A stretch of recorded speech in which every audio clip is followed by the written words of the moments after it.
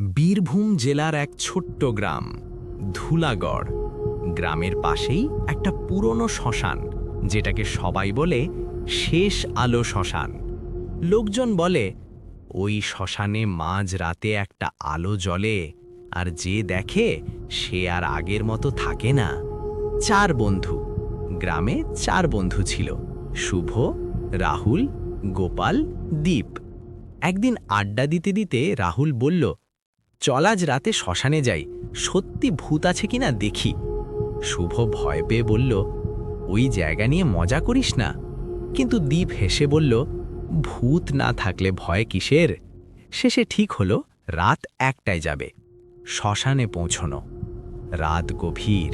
চারজন টর্চ নিয়ে শ্মশানে ঢুকল। চারদিকে পোড়া কাঠ, ছাই আর হালকা ধোঁয়ার গন্ধ।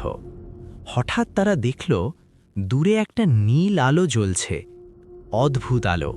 গোপাল বলল, ওই দেখ, সত্যি কিছু আছে। ওরা ধীরে ধীরে এগিয়ে গেল। আলোটা একটা আধভাঙা চিতার পাশে ভাসছিল। হঠাৎ আলোটা নড়তে শুরু করল আর তাদের সামনে এসে থামল। ভয়ঙ্কর ঘটনা। আলোর ভেতর থেকে একটা কণ্ঠস্বর, কে আমার জায়গায় এসেছে? চারজন জমে গেল।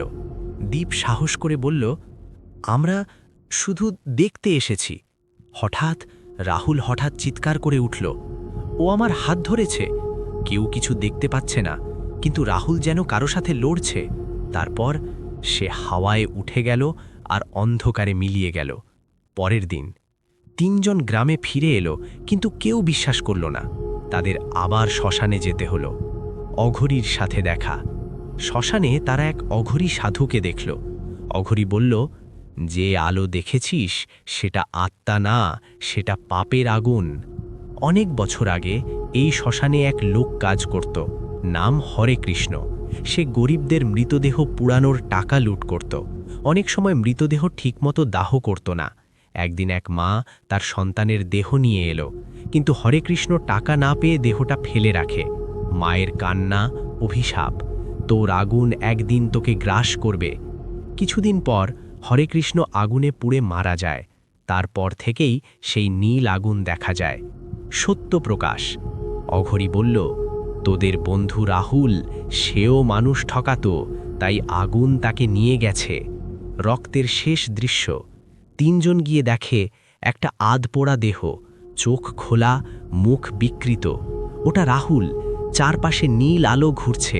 অঘরী বলল, এই আগুন নেভাতে হলে অসম্পূর্ণ দাহ করা সব আত্মাকে শান্তি দিতে হবে। কিন্তু আজও সেই কাজ কেউ করেনি, আর মাঝ রাতে এখনো দেখা যায় শেষ আলো।